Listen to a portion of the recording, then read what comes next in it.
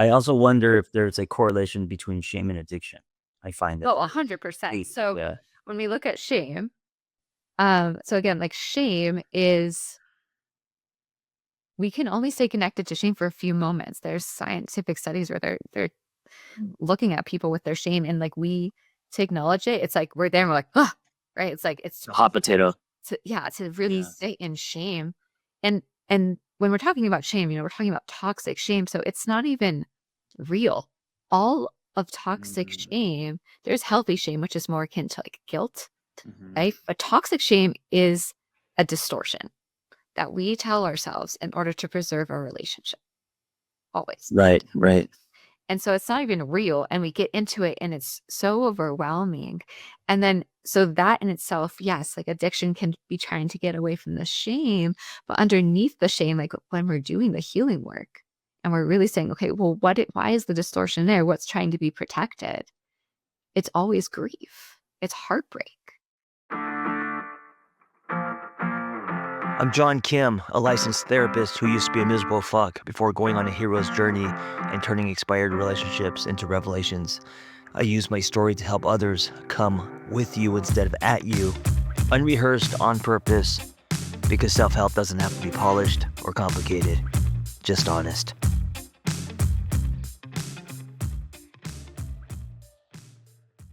Rebecca, before we begin, I got to Yeah. tell you about my outfit. Okay, listen. So I was in New York and Yep. I came across these shorts. They're like thin, amazing Hmm. Kleenex type of Bermuda Okay. shorts. And I Yes. thought, wow, perfect for Costa Rica.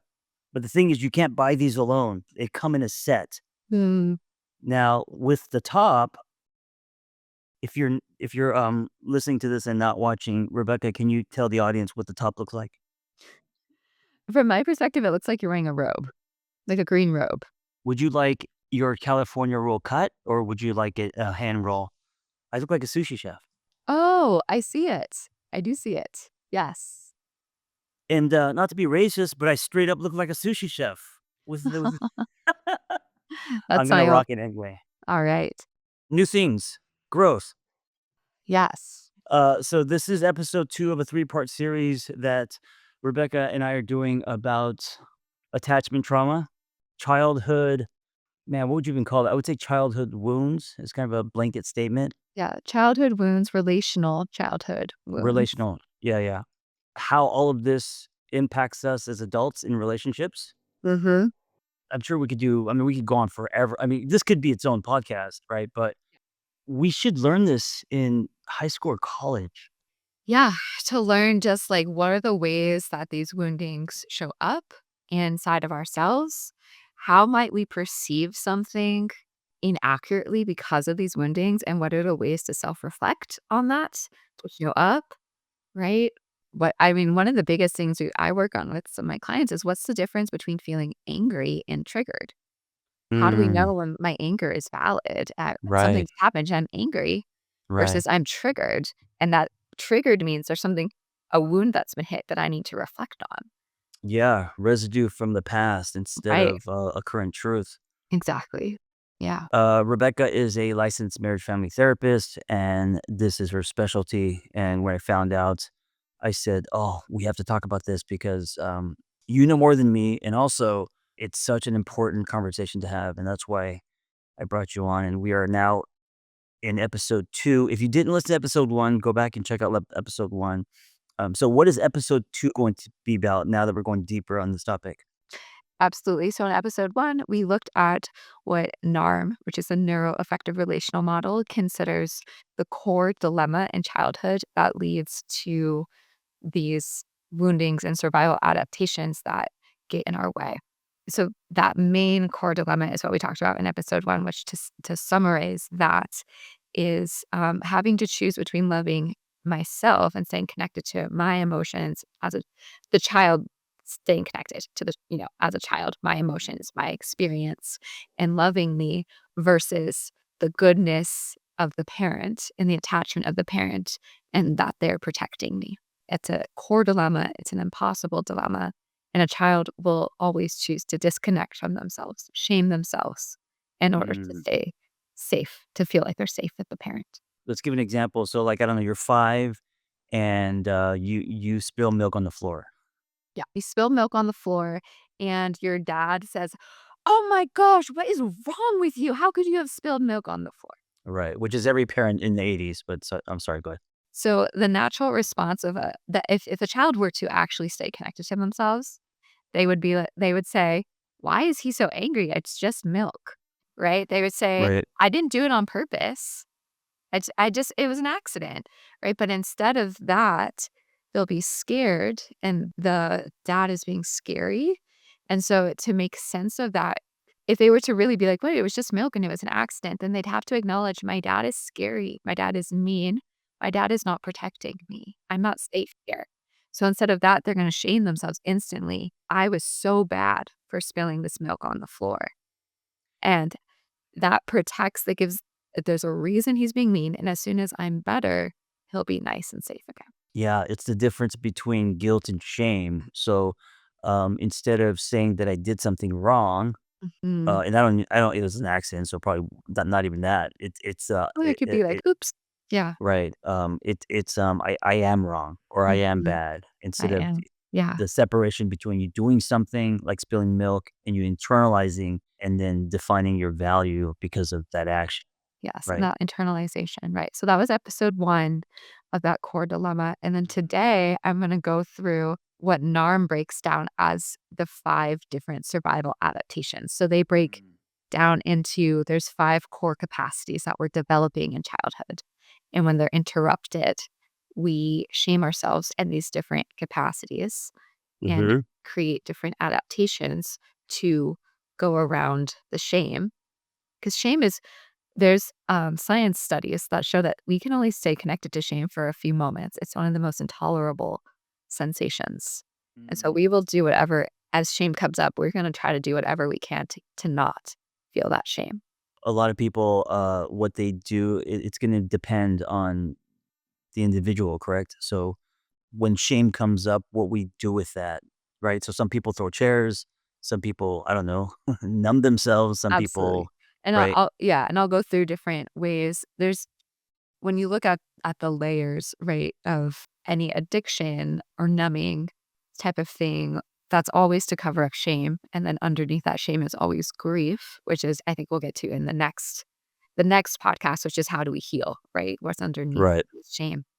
And then sometimes people go into what we'd call like a default anger. So it's not they Mm. feel shame and then they can't be with that, so then they get angry to try and blame someone else. "Someone take away this shame inside of me, that's too much." Right? Can I ask you something since this is a podcast and not just a lecture? Yeah, With you and your story and how yeah. you grew up, what was it like for you? What were your spilling milk moments? And how did you internalize those?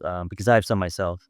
There was a lot of spilling milk moments. I would say, like, I carried a lot of shame in my childhood. So what like, one of the capacities that we'll look at is trust and feeling like your vulnerability is safe, and it's safe to be interdependent or dependent. And I had a lot of wounding around that. So I did not feel like I could ask for help. I remember actually, I was 5 or 6 on the playground. A friend falls down, scrapes her knee, starts crying. A staff comes up to her and is like, "Are you okay?" And she shakes her head and is like, "No." And I remember in that moment thinking to myself, "Wait, you can say no to that question?" Right? So this if someone were to ask if I was okay, even if I'm in pain and I'm Right. crying, You say the yes because you don't answer want was always right. yes. Yes. So because you don't want them to hold your pain. You don't want them to worry about you. It just wasn't okay to not be okay. There was shame around not being okay. There was shame around needing comfort. There was shame around and I'm sure I was told a lot, like, if I'd start crying, they'd be like, "Oh, you're okay, you're okay." Right? So I didn't even know how to come into contact with, like, "No, I'm not okay." And it's okay to say I'm not okay and reach out for help. And it's okay to be held in this space of not feeling okay for a moment. If at 5 years old you weren't able to say that you weren't okay, obviously that came from somewhere. So for you, that came from a place much earlier, even before 5. Yes, and that's a place that I can't tell you exactly where it came from, right? Like, Yeah. my memory is of a moment of being shocked. that if someone asks if you're okay, that you could say, "No, I'm not okay." That's an answer that's possible. Just it felt completely out of what I knew, and that to not be okay felt like that would mean that I was bad. I mean, that's something I think so many people can relate to. For me, it was being a C student. It was, I didn't know I had ADHD. I was also dyslexic and I was not good in school. And so, because I never got A's on my report card, I decided that, okay, if I can't do well there, I need to do well somewhere else. And so I got good at popping wheelies. I got good at hauling over trash cans. I got good at breakdancing. So I started getting good. I tried to make up for my, lack of good grades by being good at something that was like that involved coordination or imagination or creativity or something. Which that in itself, right, that actually isn't bad, right? Like, we have different skills, and you're able to find, like, these other skills that you were really good at. But it's the shame around the grades, right? It's just that feeling of, like, there's something really bad inside when it comes to school. That's the wound. Right. Because had someone said, like, "You're doing your best, Hmm. and it's okay to not get A's, and look at all these other things that you're so good at." That could've Or that grades don't matter. I think because my parents were old school Korean, they just threw books at me and said, you have to get A's to be successful in this world. So they cemented that in me at a young age. And so because I couldn't get an A, it meant that I wasn't going to be successful. successful or potentially, and correct me if I'm wrong here, but loved, right? That part of being loved was being successful with grades, Yeah. and that's where it becomes signing to that sense of self. Yeah. Yeah. Like, at All the right. Let's core all take a at breath. Let's all take a deep breath. Yeah, like, at the core of these wounds or on the other side of this shame is the fear that if this is the fear of not being loved. Yeah. Which is a universal, I would say, what is that, a false belief or a core belief that many people have. And of course, that directly impacts every relationship, or how you maneuver in the world. Yeah. Yeah. Okay, Or moving on to the lecture part. would you like to go into so I'm gonna name the capacities, and then we'll Yes. go into each of them. So, the capacities and again, this is according to NARM, the Neuroaffective Relational Model, and this was developed by Dr. Larry Heller. So, be very clear, I'm not claiming this information as my own, but I do use this with my clients, and it's been remarkable to see the healing that happens. So, the core capacities are connection, attunement, Mm. trust, autonomy, and then the integration of love and sexuality together. So the ability to have both loving feelings and sexual feelings for a person together and not splitting those off. Oh, that's interesting. Wait a minute. Okay, wait, repeat those again? See, my ADD, me looking out the window like I'm in math class is what is happening in real time. Sorry. Yeah, that's all right. Connection, the Connection. capacity for connection, capacity for attunement, which in adulthood is really the capacity to attune to ourselves, to get self attunement. Right. Capacity for trust in others, it includes interdependence, but also a discernment of trust, Right. right? So to also be able to notice who is untrustworthy. Yes. Capacity for autonomy, to take action on what you want, to be connected to your own will, your own life force, and take action upon that while respecting people around you, as well as self expression. That all goes into autonomy. And then the capacity for being connected to love and sexuality together, integrate them. Wow. I've never heard it in this way, which is just very plain English. And I'm thinking about my own story. And also, yeah, wondering, where I split because you're talking about splits, right? Well, especially with love sexuality. Yes. Yeah, yeah, yeah. That's really interesting to me. Yeah. Hey, by the way, when I said I'm looking out the window like I'm in math class, you could have said, "John, it's okay. You're still valuable." Mhm. You understand? I'm just kidding. I'm just kidding. I'm just kidding. You're not my That's ther like You're not my I could have said that. And to be honest, I feel a little bit nervous in this space too. I'm Mm. aware of like we're being recorded and all of that. So that's an interesting feedback for me to receive. Yeah, it's for me to come more into connection with you right now too. Yeah. Thank you for pointing that out. That's interesting. Okay, so what's next? So connection, when we are born, we have zero capacity to regulate our nervous system, right? And we regulate through co-regulation. We regulate through touch, Yep. and we need touch. And so what happens to babies when there's not enough co-regulation, there's not enough attunement, and there's not enough, I'm gonna also add delight in the baby. Like, the Mm, baby comes in, they're already attached, especially to the mother. Attachment is happening in utero. Attachment is love and dependency combined, yeah. right? They come in fully loving the parents and expecting to be fully loved and delighted by back. And so their neurons are looking for that delightment, that Right. love, that softness to regulate and start to take in their sense of self. Now they don't start really developing that till later. Their identity is merged with the caregivers in the very beginning. They don't know the difference where a baby doesn't know where I end and you begin. And so, I love that you chose the word delight. That's such a perfect word for a baby's longing. yeah. And then when they feel any type of discomfort, the only thing they can do is scream, right? That is all they can do to take care of themselves. And they are completely dependent on the adult to attune to that, to take care of the need and then to comfort them.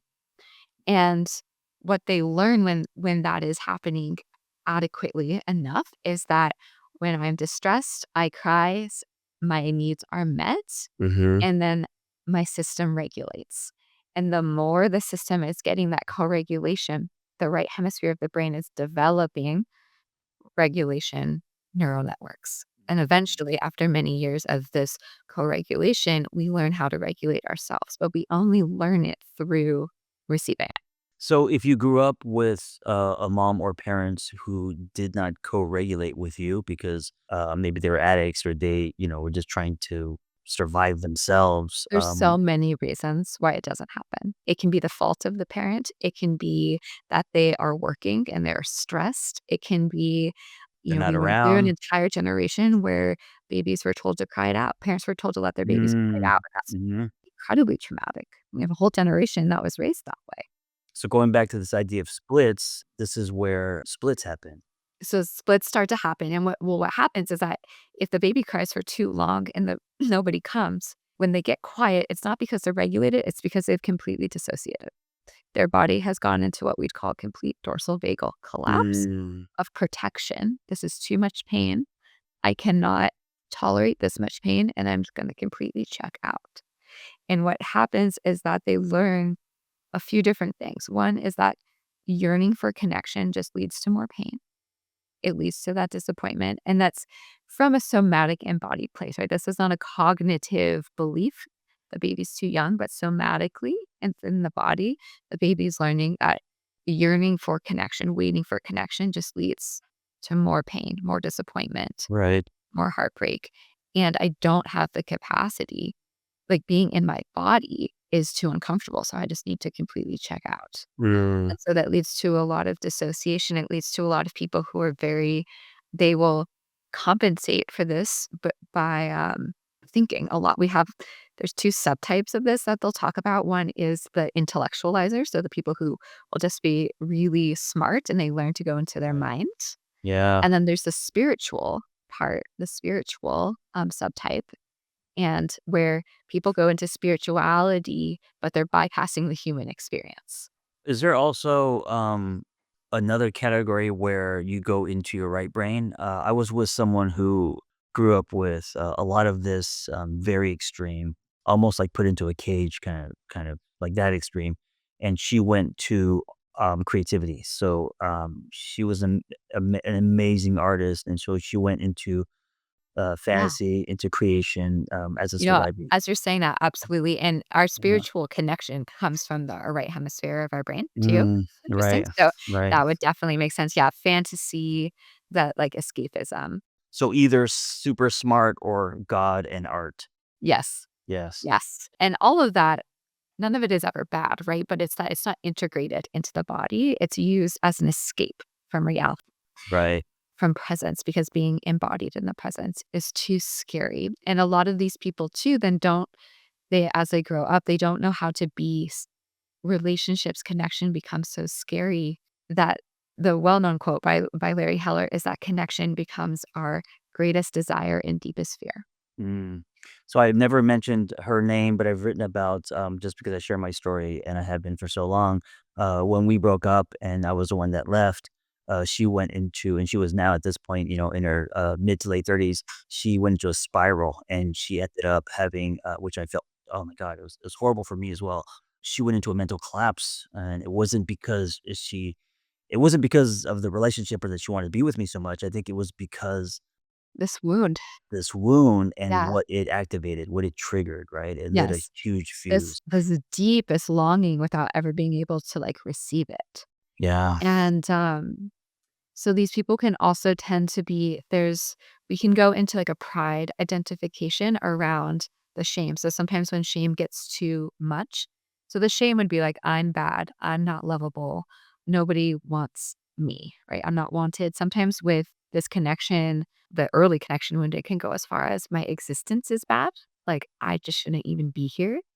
'Cause I didn't feel welcomed into this world, and then people can go into pride because the shame gets too hard to be with, and so the adaptation becomes, "I don't need people. I don't want relationships. I like being a loner. I prefer to be alone," as a way to not even have to get in touch with the potential of rejection, the potential of not receiving that connection back that you're really wanting. Yeah. So, heavy stuff. Heavy stuff, but also relatable. Yes. I mean, who Yeah, can't relate to what we're talking about on some level? exactly. And I think too, we have such a our society structure is so wounded, right? Where parents are so overstretched that I think so many infants are I mean, the amount of intention that it takes for parents to not give this wounding at all to their babies is enormous because we don't have the society support for parents to have that capacity. And so I do think, yeah, this wounding is so universal at this point. I grew up in the 80s and it was a different time then, but my best friends, neighbors, there were 7 or 8 kids, and dad was a truck driver. He was always gone, blue collar. They were poor, and then mom was alone. Yeah, And I'm like, how do you even co-regulate 7 kids? I mean, you can't, and you cannot. they end up being parentified is what happens, Yeah, right? Like, that yeah, oldest is raising the newborn and the right, right, it right. just and that's traumatic to those older children too, that they had to grow up so fast and never received the support that they really needed, but had to give it even when they didn't have that full capacity. What do you think is the split when you're parentified? What split happens when you're parentified? So parentification happens around attunement, which is actually the next capacity. So Perfect. attunement happens when children need a certain amount of attunement both with their physical needs and their emotions. And I do think right now we're in a time of society where people are overcorrecting. And so then Right. there's this idea of the child can never not get what they want or have to be with an uncomfortable feeling. And that's not what I'm talking about. So Mhm, mhm. what attunement looks like is, providing food when the child is hungry, water, clothing, all of that. And then when they have emotions, allowing the emotion to be there and caring about it. We don't have to take it Mhm. away from them all the time. Right. If they're crying and they're little, of course, pick them up, soothe them, right? But if they need to go to school and they don't want to and they're crying, it's not attunement isn't okay, well then you can stay Yeah. home No, it today. doesn't mean lack of Right. discipline, right? It doesn't mean Right. let them do whatever It's they want, just right? caring about, yeah, this is Yes. you really don't want to go to school and this doesn't feel good. I know, And like, and and also, right. I understand you don't wanna go to school. I've been there, that I know what that feels like, but also you have to go to school. You have to go to So, yeah, school. yeah. Yeah, and, like and what's going on? Does it feel scary? And then Yeah. how can we resource the fear, right? Okay, like, every time you feel scared, put your hand on your heart and know I'm thinking of you. That's Mhm. attunement, right? We can give them a resource to have resilience without coddling and taking the stress, Yeah. right? But attunement happens around needs, emotional needs and physical needs. And so when the needs are not met or when they're met, but there's annoyance or anger and Mhm, resentment from the parents about mhm, them, the child will shame themselves that their needs are bad. Kids grow up thinking that their hunger is bad. A lot of kids feel like needing to use the restroom is bad. They get shamed for needing to use the restroom. Asking for help is bad. And then definitely feelings of sadness, feelings of anger, feelings of jealousy, all of that is bad. And so the split can go in a few different directions oftentimes the parents who are not able to attune to their kids are emotionally immature and need a lot of attunement in order for them to regulate, and the child learns this. So while they're not receiving their own attunement, they're able to attune to the parent. So they're able to appease the parent. They're able to be soft and people please towards the parent.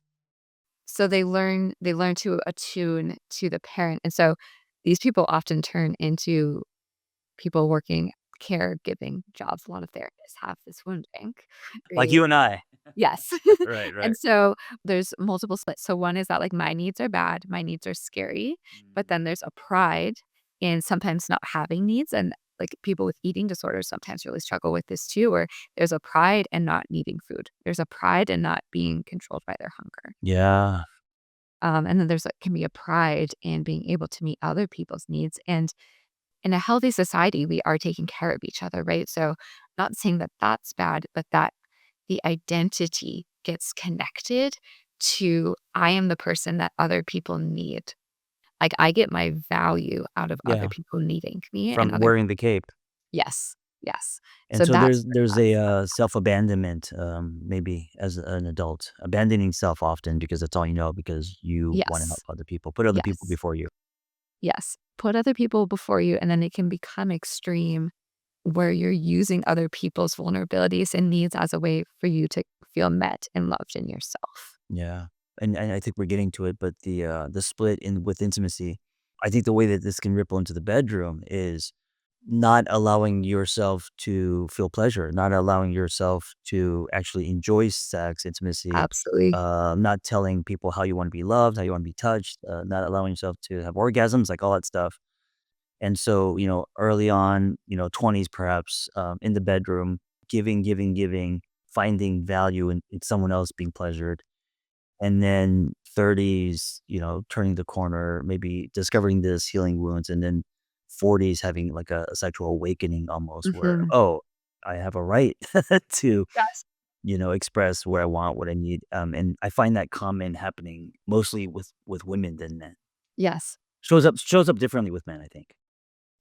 So I think part of what happens in, childhood is that girls a mother will unconsciously have an expectation for the daughter to attune to her that is not an expectation of the son. And so that attunement wounding can then show up in the bedroom where they're just used to needing to be the one that's attuning. And then I think when we look at men, where if the boy didn't have the expectation of attuning to the parent, but also wasn't attuned to, so we also learn to attune to others by being attuned to, right? There's like this flip. So like when there's a need to attune, that that capacity comes online where they're not getting attuned to, but they are being able to attune to others. If they're not asked to attune to others, but they're not being attuned to, the entire idea of attunement is just kind of lost. And Right. so we also see that with men in the bedroom where they don't know how to attune to the women. Yes, and this is more like men performing, and maybe it's not a general, maybe it's not a gender thing, but yeah, overall, like I yeah, think it can show up in either gender, different, but I do right? think we see it more often in these ways Yeah, where objectifying, objectifying it, where pornography, like the yeah, man gets focused on their self pleasure, and they might even be focused on they might still really want the woman to experience pleasure, but they're not attuned to what's actually happening, right? happening, So they're right? going through the motions of thinking this will create pleasure, but they're not actually paying attention to the woman's how she's responding in the They're moment. not reading cues. Right. They're Exactly. not able to. They didn't practice that. Right. Yeah. Yeah. So it becomes more like procedural. And yeah, all of the different capacities show up in the bedroom, which is really interesting as well. So if we go back to connection, a lot of connection wounding is going to impact capacity for presence during Mm, sexual intimacy and mhm. actually not just doing it, the biological anatomical movements, but really being present with the Yeah. person and in intimate emotional intimacy as well as the physical intimacy. That's going to impact that capacity. I think almost everyone I've been with, I'm trying to, fast forward all my relationships. In the bedroom, there has been a split. I mean, also with myself. Usually, the person that that I was with not, able to ask, want, Mm, and the person that I was with who was very sexual and open and kinky and all that, but she couldn't make love. So that in itself right. can be a That's the disconnection. connection part, Right. right. Yeah.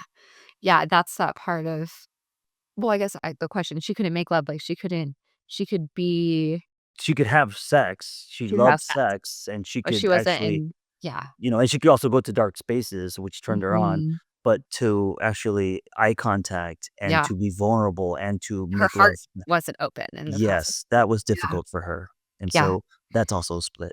That's difficult for a lot of people, and I'll get to Yes, that one. Yeah. yes. Alright, so that was attunement, and then the next one is trust. So, children are super vulnerable and dependent, and so they have to trust their caregivers, that the caregivers have the best interest in them and are gonna take care of them.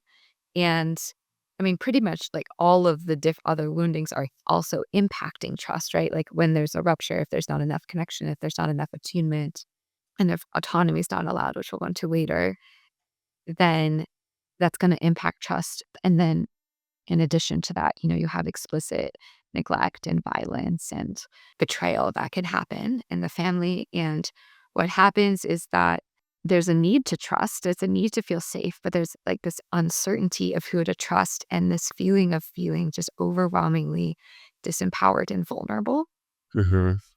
and so this can lead in multiple directions. One is that when the shame is really strong, people just end up being rule followers to do exactly what they need to do to stay out of trouble, to keep everybody happy, to get all the things done. It can also go into a more pride-based identification of I can't trust anyone, so I will never be in a vulnerable position again where I need to trust, and it leads people into seeking power because trust is too vulnerable. Trust is just going to lead to like being vulnerable and needing to trust leads to more pain. What do you mean by power? In what way? In every way. So I think, when we look at like overt narcissism, a lot of that comes from a lot of trust wounding. It comes from all of the woundings, Mhm. right? But it comes from a lot of times people in childhood feeling like they were overpowered so much in Yeah, childhood yeah. and they weren't shown love. So it's this combination of love. I don't even know what it feels like to be loved. All I know is what it feels like to be disempowered, overpowered, Dominated, told what to dominated. do, Yes. controlled, yeah, And hurt. And right. so as I get stronger, as I get bigger, as I get smarter, I'm gonna learn how to be the one in control so no one can hurt me. Do you think a lot of people who grew up with, sexual trauma, rape survivors, all like, where, something that was taken from them was huge, and then them having a feeling of loss of control, then later now wanting to fully control their life, every part of their life, and they could be overachievers, they could be, they could Yeah, struggle with eating disorders or whatever because, right, yeah. now they control everything. Yeah, sexual trauma is something I could talk about in length that I don't think we have time for because I think it really matters what age it happened, right? When we were looking Oh, at the interesting. developmental Yeah, stage of yeah, sexual trauma, it happening to a 2-year-old is gonna be really different than it happening to a 9-year-old, it's gonna be really sure. different than a 16-year-old. And Yeah, so but yes, like, of course, that's gonna leave to a lot of shame that doesn't have language, and then a feeling of being out of control. It doesn't always lead there is a difference in trying to have control versus power, and so on the spectrum of trust, there can be like a in the middle is like, I'm trying to control my life so I don't have to trust others. And then if on like the very wounded side of this is I'm trying to get power over other people so that I have all control, not just of myself, but of others, and they can't negatively impact me. yeah, and, I know I keep throwing you off the tracks, but, because I ask you these big questions where it's like, "John, that's like a whole 'nother episode," but I Yeah. also Okay. wonder if there's a correlation between shame and addiction. I find that Oh, there is. 100%. So when we look at shame, so again, like shame is we can only stay connected to shame for a few moments. There's scientific studies where they're looking at people with their shame and like we to acknowledge it, it's like we're there and we're like, ah, right? It's like it's The to hot stay potato. to yeah, to really stay in shame. And when we're talking about shame, we're talking about toxic shame, so it's not even real.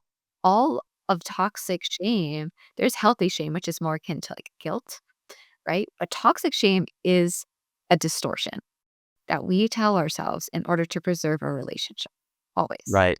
And so it's not even real, and we get into it and it's so overwhelming. So that in itself, yes, like addiction can be trying to get away from the shame, but underneath the shame, like when we're doing the healing work and we're really saying, okay, well, why is the distortion there? What's trying to be protected? It's always grief. It's heartbreak. And so that addiction is also the distancing away from really deep emotional pain. Yeah. Yeah, and then, the addiction being what we use to soothe, to numb our way All of out. it. Yeah, all of that Yeah. stuff, yeah. Okay, so, That was that trust. was trust, That was trust. And then the next one is autonomy. autonomy. So autonomy is like our connection to our life force, right? Autonomy is the part of us, like is the part of us that decides what we want and has the ability to go after what we want, to decide. It's the part of us that decided what to major in college. It's the part of us that decides, I'm gonna go for a run this morning, or I'm gonna meditate, or I'm gonna sleep in. Right? That's all part of our autonomy. And it's our will.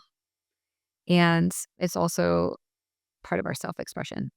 Yeah. And when people grow up in households that are very controlled, image obsessed, regimented with rules, they lose access to their autonomy. It's not what feels most aligned with who you are, child. It's this is what you're supposed to do because I said so. This So is who there's you're a supposed to split. be Yeah. because I said so. And so it's most extreme. I always start sessions as a therapist and I ask clients, what is it that you're most wanting for yourself? And that question can make them dissociate. Coming into contact with what they really want is so close to the wounding. Like there's so much shame around wanting, around desire of anything, because anytime a want was expressed, it was shut down. It was shamed, and they were told, Also, there hasn't been much practice answering that question. So when you ask that question, there's also a piece where exactly. they're like, "I don't even know what that means." Like, "What do I Yeah, want for myself? totally. That's foreign." There's a certain client that will just say, I don't know. I've never even thought Yeah. about it. Right. Yeah, There's yeah. another client that will be like out of their body. Like it Oh, is so threatening to right. them. They And just then leave the room. they leave the room completely. So that's like the most extreme state of Mhm, that. mhm. Right. And then, yeah, in the splitting of autonomy, we have the people that just follow the rules, do exactly as they're told, and don't know. They just lose connection with their life force. They lose connection with that part of their heart and their gut that's telling them their soul, like, what is it that you want? What is it that you like? What is it that matters to you? What are your values? They lose connection to all of that and they become these chameleons of who do I need to be in the world for these other people, Mhm. right? And then you have the people who go the other direction and they become this like F you to no one tell me what to do. I want no one to tell me what to do. I'm gonna do whatever I want. And that's just like the other side, the other spectrum of that one day. Wow. Well, there's one more category, There is one and, more category. Yeah, so this is the love sexuality one. yeah, So this one is the capacity to hold both love and sexual feelings together. And it also shows up as like a need for to be desired, right? So a part of it is that these people during childhood have other woundings that's led them to feel like who they are isn't lovable in their authenticity already. But they learn that if I'm desired sexually or with my achievements, then I'll receive connection. I'll receive partnership. or receive love. Receive love as a type of love, right? But it's a love for It's a love that's conditional. it's a conditional. It's on a persona. It's not their genuine, authentic self that's being met. It's their achievements. It's their looks. It's the positive parts of their personality. Yeah, gold stars. And then another piece of this too is what can happen in childhood that a lot of people experience is that if there's a negative connotation around being a sexual being in the family home. So that like as a child develops, goes through puberty, starts having sexual desire, if that's shamed, that sex is like hush hush, we don't talk about it, it's sinful kind of energy, there can be this shame, this splitting that happens, that I can only receive love when I'm disconnected from my sexual energy, right? So not adolescent has to pretend that they don't experience any sexual desire or crushes or anything, right? Within the family in order to be lovable. There's like a purity essence. So that what can happen is that certain people can have a capacity for love and being sexual, but as soon as they start to really fall in love and that person starts to feel more like family, Mhm. the sexual feelings go away. They threaten the love. Mm. So that's another version of that split.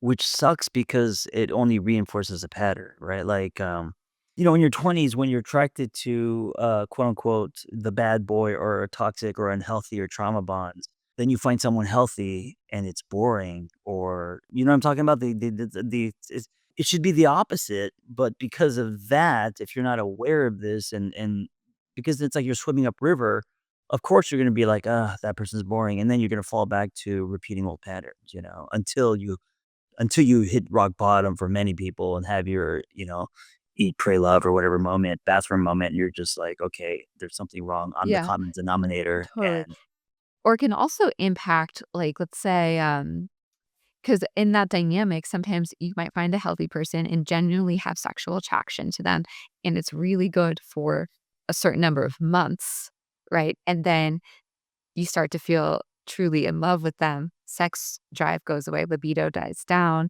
because that's in conflict.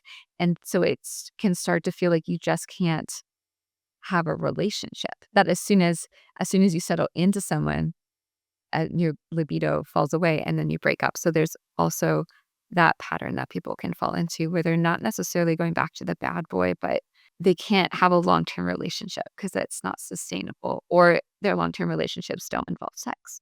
I think this is a great way to end because I predict, because I want more. People Yeah. listening, watching are going to want more. So this is our cliffhanger. All right. And, this is where we're gonna end, we're gonna with a whole another episode, and maybe episode 3 will be longer. Maybe it will be extended because this conversation is not only important, it's a long conversation. It's a It long is a long conversation. Yeah. Well, thank you for listening, and if you didn't listen to episode 1, go check that out. And I gotta say, this content is so packed with information, theory. It's so rich that you could listen to it over and over again. It's not something where you just listen to for entertainment. You could listen to Absolutely. it with different lenses, I And guess. I'm gonna just give a little plug-in for myself. I do have a course that's a 5-module course that goes into each of these capacities and survival adaptations as an entire module. So you get an hour of information as well as how to heal it that you can find at rebeccaprolman.com. Awesome. Well, thank you for listening. Be well.